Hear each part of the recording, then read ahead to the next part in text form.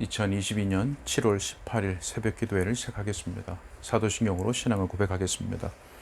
전능하사 천지를 만드신 하나님 아버지를 내가 믿사오며 그 외아들 우리 주 예수 그리스도를 믿사오니 이는 성령으로 잉태하사 동정녀 마리아에게 나시고 본디오 빌라도에게 고난을 받으사 십자가에 못 박혀 죽으시고 장사한 지 사흘 만에 죽은 자 가운데서 다시 살아나시며 하늘에 오르사 전능하신 하나님 우편에 앉아 계시다가 저리로서 산자와 죽은 자를 심판하러 오시리라.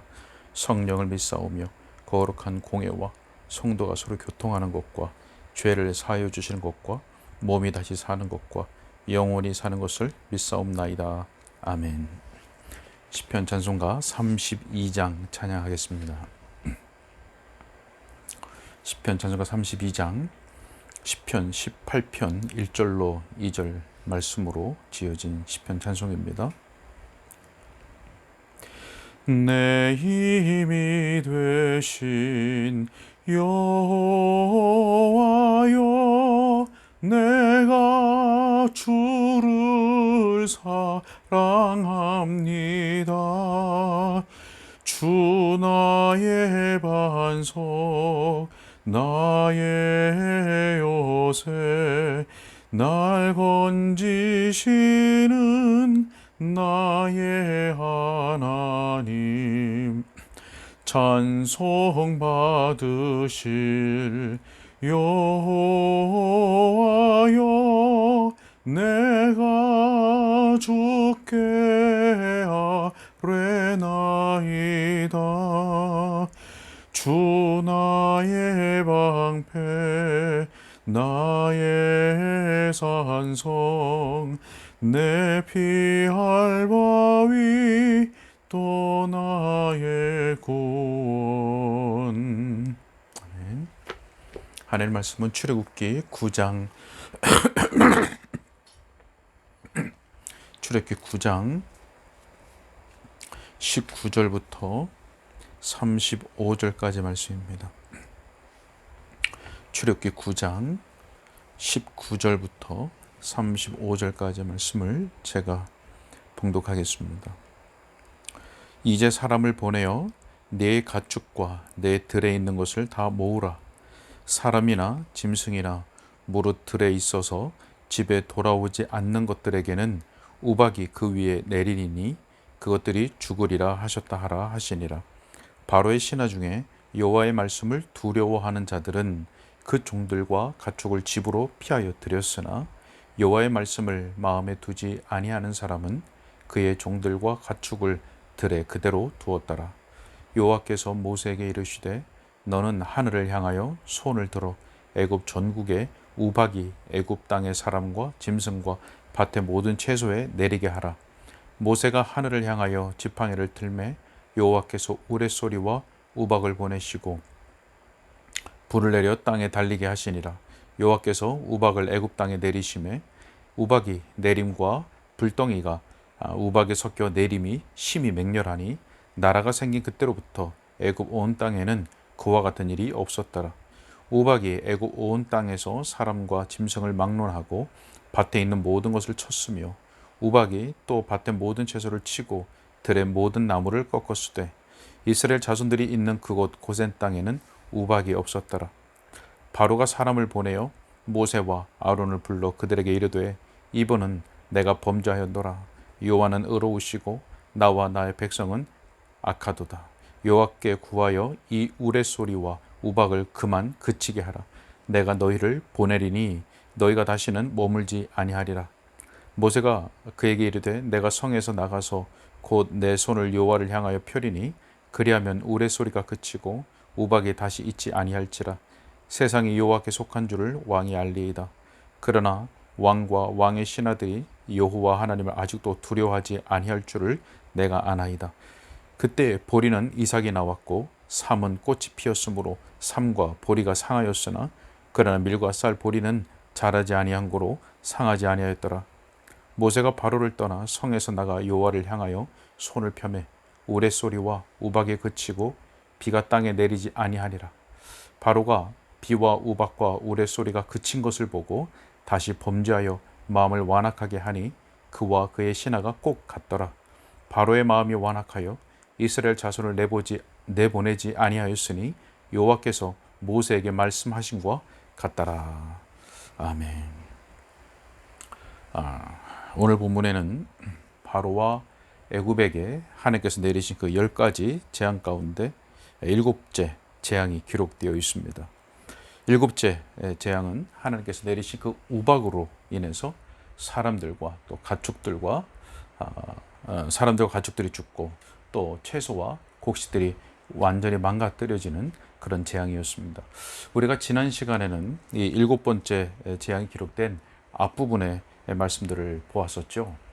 하나님께서 이 재앙을 통해서 무엇을 말씀하고자 하셨는가, 또 하나님께서 이때까지 바로를 세우시고 또 존재케 하신 이유가 무엇인지를 우리가 보았습니다.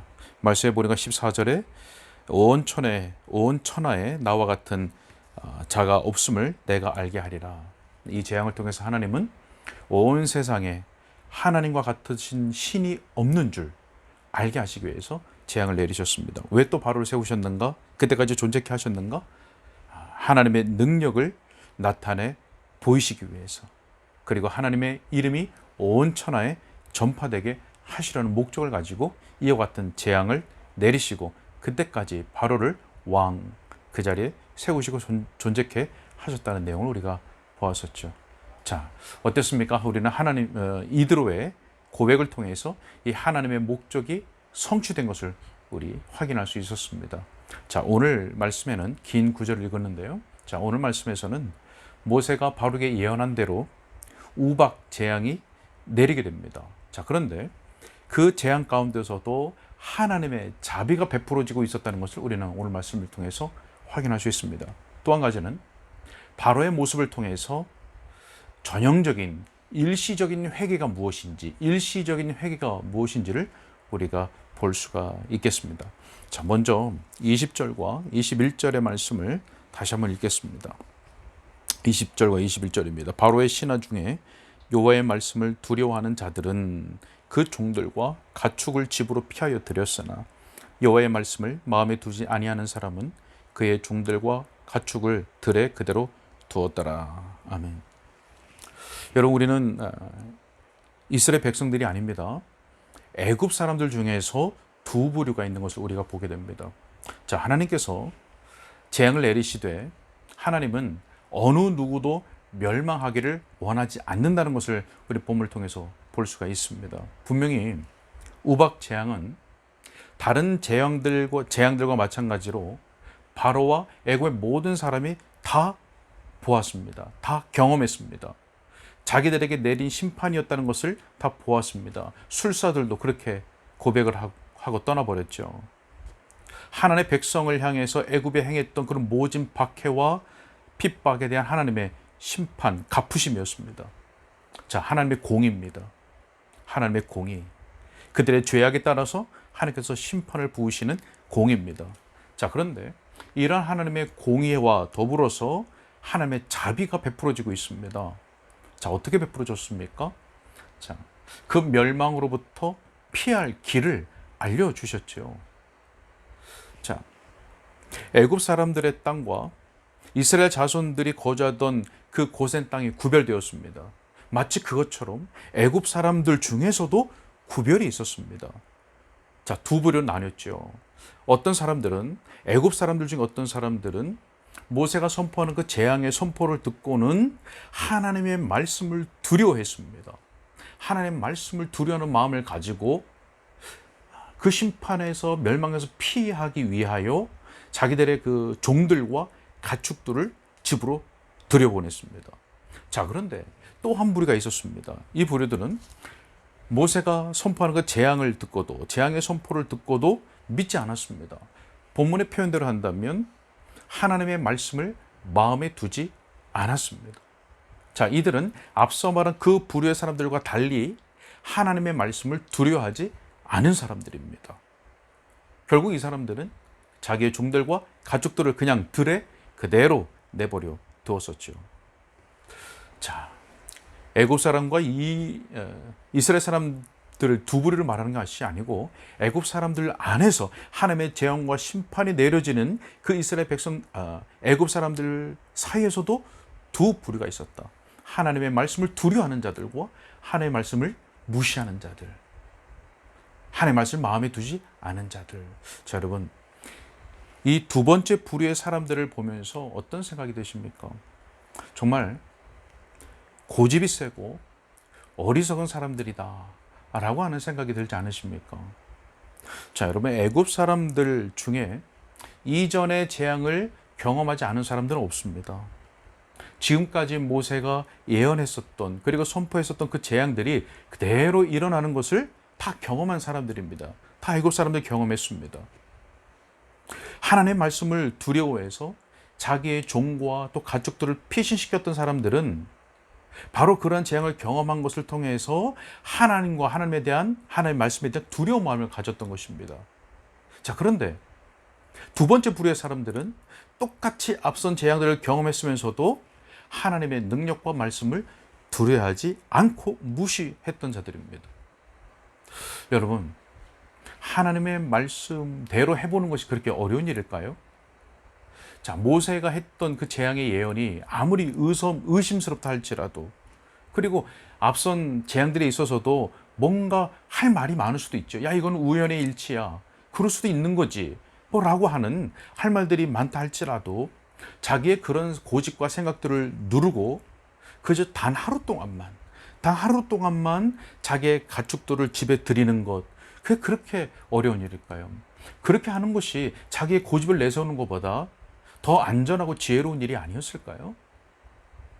자, 그들은 진리의 말씀과 하나님의 능력을 무시했고 그 결과 번개불과 함께 무섭게 내리는 그 우박 재앙에 멸망당하고 말았던 것입니다. 자, 여러분, 이 말씀 속에서 우리가 무엇을 생각할 수가 있겠습니까? 아담의 범죄로 말미암아서 하나님의 진노와 심판 가운데 처한 모든 인류의 처지와 형편을 우리가 생각해 볼 수 있습니다. 아담을 머리로 하는 모든 인류는 죄와 허물로 죽은 사람들입니다. 원죄와 자범죄로 말미암아서 하나님의 영원한 진노와 심판 아래 놓인 자들입니다. 이것이 바로 하나님의 율법을 순종하지도 않고 순종할 수도 없는 인류에게 내려진 하나님의 공의입니다. 하나님의 공의. 자, 그런 하나님 어떻습니까? 사랑과 자비가 풍성하신 하나님이십니다. 그래서 영원한 형벌 가운데 들어가야 할 모든 인류 가운데서 얼마를 구원하시기로 작정하셨습니다. 자비를 베푸신 것입니다. 자, 그런데 하나님의 자비와 공의는 충돌할 수 없습니다. 공의와 자비 둘 다 만족시켜야 됩니다. 둘 다 하나님의 속성입니다. 자비를 베푸시되 공의 또한 만족시키셔야 되는 하나님의 그 속성 때문에, 거룩하신 속성 때문에 바로 하나님의 독생자들 예수 그리스도를 중보자로 세우셔서 우리를 위한 화목제물로 십자가에 내어 주셨던 것입니다.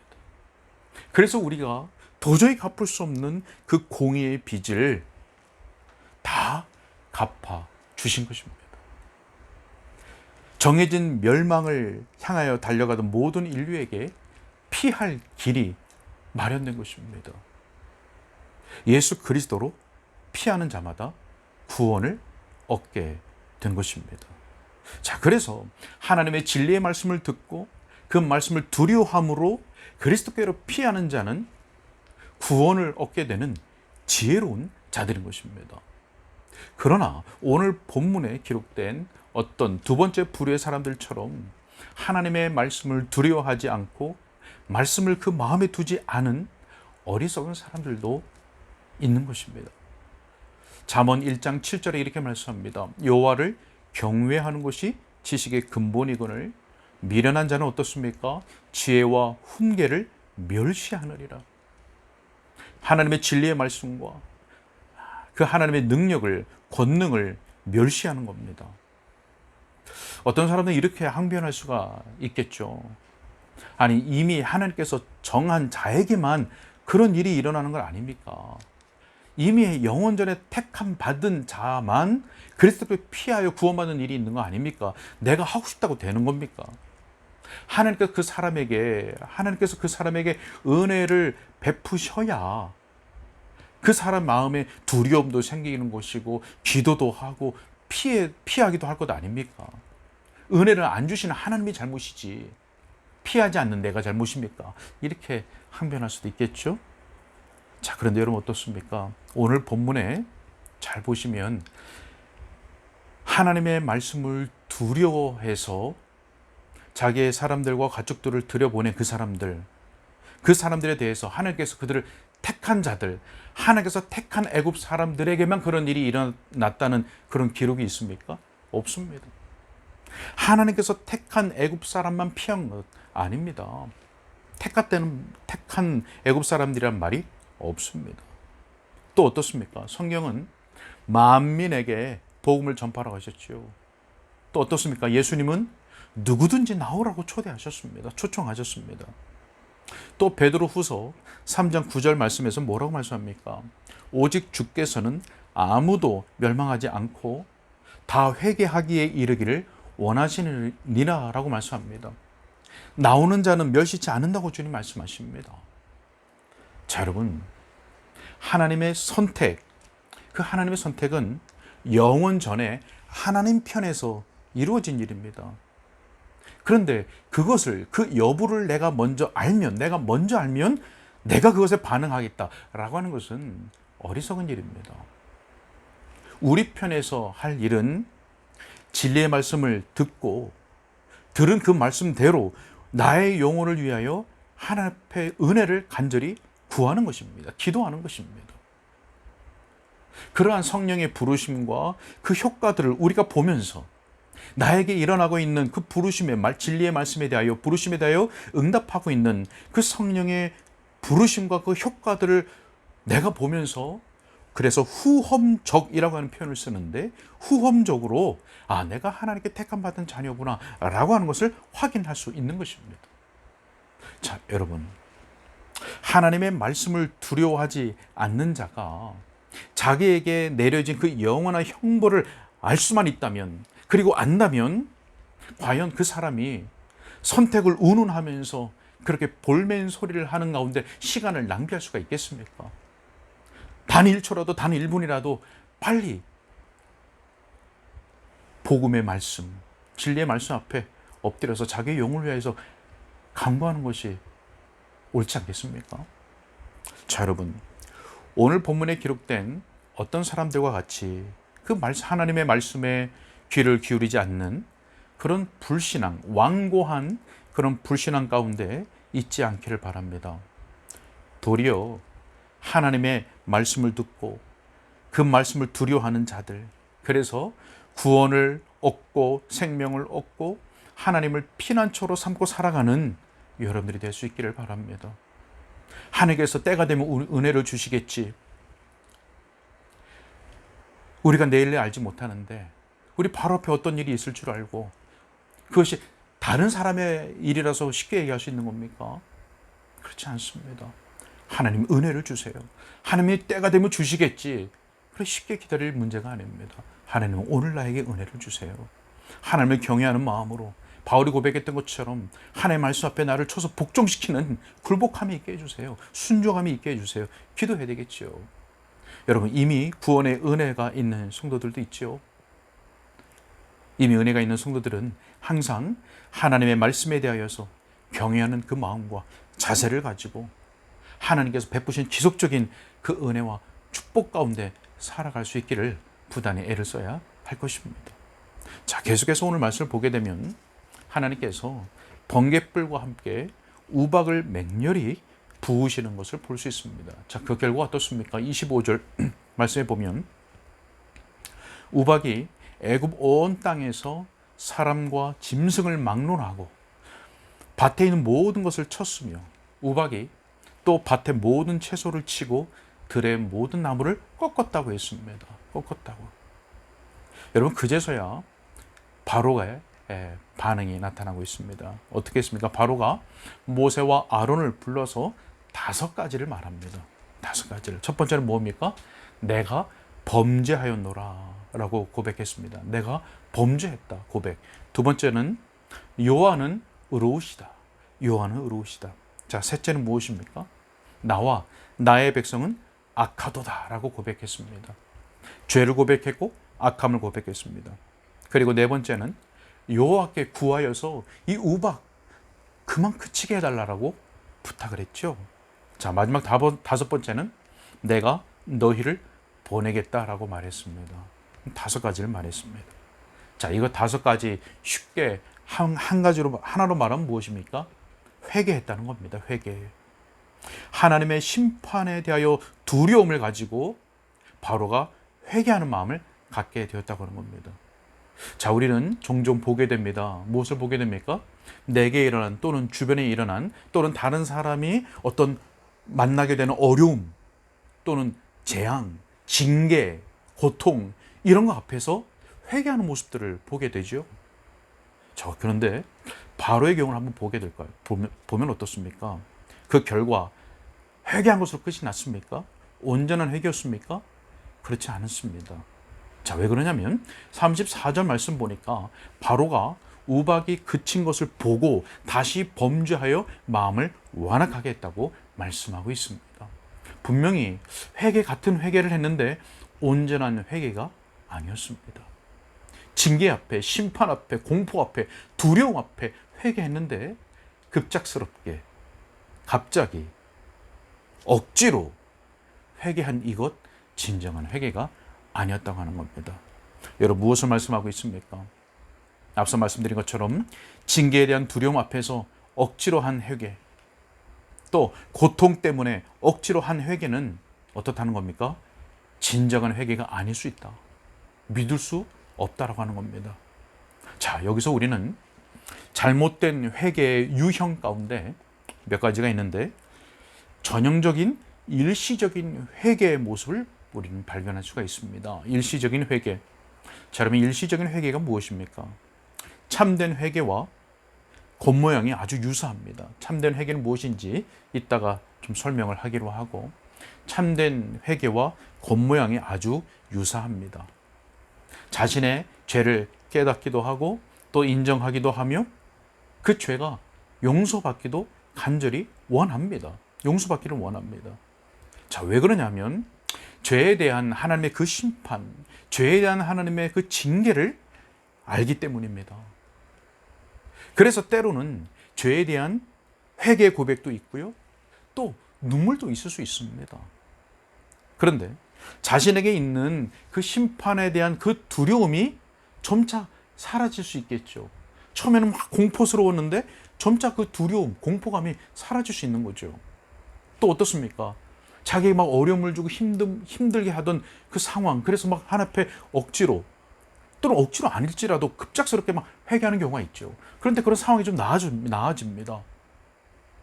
그러면 다시 그 회개가 희미해지고 다시 죄로 돌아가서 여전히 죄를 짓는 경우가 있습니다. 바로 이것이 일시적인 회개인 것입니다.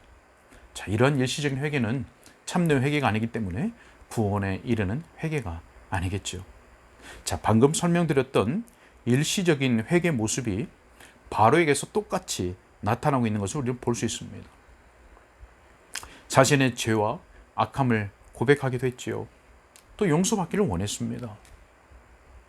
그러나 우박이 그치자, 징계가 그치자 다시 범죄하여서 마음을 완악하게 했던 것입니다. 역시나 심판의 두려움, 징계의 두려움 또는 고통 가운데서 억지로 또는 해야 되는구나 해서 급작스럽게 하게 되는 그런 회개는 거의 일시적인 회개에 그치고 마는 것입니다. 그러나 진정한 회개, 참된 회개는 진정으로 그 자신의 죄가 얼마나 큰 죄악인지를 중심으로 깨닫고, 그래서 그 마음이 상당히 겸비해지는 가운데 하게 되는 회개입니다. 그래서 이것은 우리가 머리를 짜내고 마음을 짜내서 하는 회개가 아니고 성령께서 그 심령을 부르시는 가운데 하게 되는 회개인 것입니다. 그렇기 때문에 자기의 죄를 크게 깨닫고 그 심령이 상당히 겸비해지게 되는 가운데 하게 되는 것이죠. 그렇게 되면 애통하는 자, 애통하게 됩니다. 그 죄로 인해서 슬퍼하게 됩니다. 진정 슬퍼하게 됩니다. 그렇기 때문에 그 슬퍼하는 것이 죄를 미워하는 것으로 나타나게 되고, 죄를 미워하니까 어떻게 되겠습니까? 죄와 싸우는 것으로 나타나게 되는 겁니다. 물론 이것은 앞서서 말씀드린 것처럼 성령의 역사로 말미암는 것이기 때문에, 하나님께서 주신 은혜는 있기 때문에 은혜로 말미암는 것입니다. 이러한 참된 회개는 은혜로 말미암는 것, 은혜로 되어지는 것입니다. 그렇기 때문에 우리는 여전히 연약함을 지니고 있는 우리는 항상 겸손한 가운데 하나님의 은혜를 바라고 의지해야 하는 것이고, 작은 죄에 대해서도 우리의 마음이 무뎌지지 않도록, 작은 죄에 대해서도 결코 가볍게 여기지 않는 그런 마음과 자세가 필요하다고 할 수 있는 것입니다. 말씀을 좀 정리하려고 합니다. 여러분, 29절의 말씀을 보면 모세가 우박을 그치도록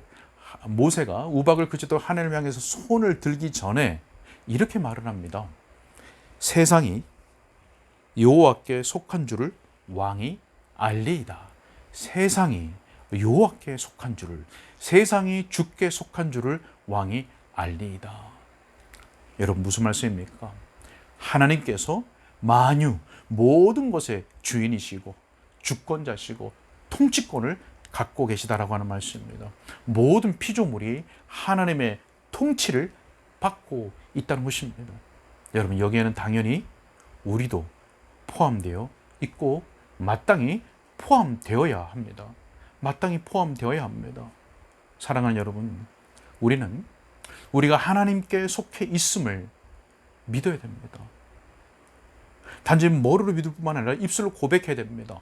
입술로 고백할 뿐만 아니라 우리의 마음과 또 행동을 통해서 그 고백이 진실된 고백으로, 실천적인 고백으로 드러나고 나타내도록 해야 하는 것입니다. 모든 생각과 모든 일에 우리가 주께 속해 있음이 고백되어져야 되고, 주님만이 나의 주권자이시고 주님만이 나의 주인 되신다는 것을, 소유주가 되신다는 사실을 고백되어져야 한다는 것입니다. 우리는 하나님께 속한 하나님의 백성들로서 하나님을 경외하는 가운데 하나님의 모든 말씀에 순종하는 그런 성도들이 되어야 할 것입니다. 허공에 날리는 그런 말뿐만이 아니라 실제로 하나님께서 나의 주인 되심의 그 증거들을 실제적으로 나타내는 삶을 살아야 됩니다. 가장 중요한 증거는, 내가 하나님이 나의 주인이시고 내가 주께 속해 있다는 것을 드러내는 가장 중요한 증거는 하나님의 말씀에 순종하는 것입니다. 하나님의 계명들에 순종하는 것입니다. 여러분, 모든 일이 그렇지만 특히 내가 할 수 있는 그 한계를 넘어서는 일들 앞에서는 더욱이나 겸손한 마음을 가지고 하나님의 은혜를 간구하며 순종할 수 있어야 할 것입니다. 사랑하는 여러분, 오늘도 하나님의 은혜 안에서 믿음으로 승리하는 또 하루의 삶을 살아갈 수 있기를 주님의 이름으로 축복합니다. 기도하겠습니다. 사랑과 은혜가 많으신 아버지 하나님, 오늘도 살아계신 하나님의 말씀을 우리에게 주시니 감사합니다. 하나님, 모세의 예언의 말씀을 들은 모든 애굽 사람들 중에서도 두 부류가 갈라졌습니다. 한 부류는 여호와의 말씀을 두려워하는 자들이었고, 또 한 부류는 하나님의 말씀을 무시하는 자, 하나님의 말씀을 마음에 담지 않는 자, 하나님의 말씀을 경외하지 않는 자들이었습니다. 하나님, 이 구별은 신약시대의 신약 성경 시대에도 있었고 오늘 우리 시대에도 여전히 존재하는 줄로 압니다.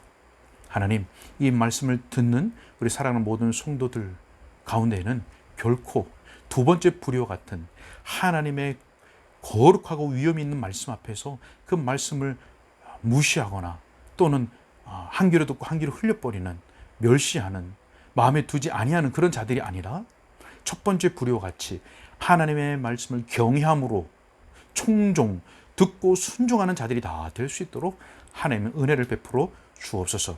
하나님과 하나님의 능력과 하나님의 말씀에 대한 그 두려움이 잃지 않도록 우리의 믿음이 늘 바르게 사용될 수 있도록 도와주시고, 특별히 우리가 하나님 앞에서 겸비한 마음을 가지고 하나님 모든 말씀 앞에서 기꺼이 즉각적으로 순종하는 참된 하나님만이 나의 주라고 하는 것이 고백되어지는 참된 하나님의 거룩한 백성다운 삶을 살아갈 수 있도록 은혜를 허락하여 주시옵소서. 하나님, 그렇게 하지 못하도록 내 안에서 끊임없이 정욕이 올라오며 세상과 마귀가 끊임없이 우리를 유혹하는 시대 속에서 우리가 살아갑니다. 하나님, 우리에게 믿음을 더해 주셔서 우리가 모든 그런 연약함과 정욕과 탐심과 세상과 또 마귀의 미혹을 이길 수 있도록, 승리할 수 있도록, 그래서 하나님의 영광을 더욱 드러낼 수 있는 우리가 될 수 있도록 은혜를 베풀어 주옵소서. 무덥고 습한 날씨가 계속되어지고 있습니다. 또 코로나 또 확진자들이 다시 증가되는 추세 가운데 있는데, 하나님, 사랑하는 우리 은가라 교육의 모든 성도들의 건강과 가정과 사업장 그리고 우리의 교회를 주님 보존하시고 또 강건하게 붙잡아 주시옵소서. 하나님, 또 계속 진행 중인 우리 신방, 그리고 준비되고 있는 우리 수련회 가운데도 하나님께서 은혜를 더하여 주옵소서. 모든 것을 주님께 의탁하고 우리 주 예수 그리스도의 이름으로 기도하옵나이다. 아멘.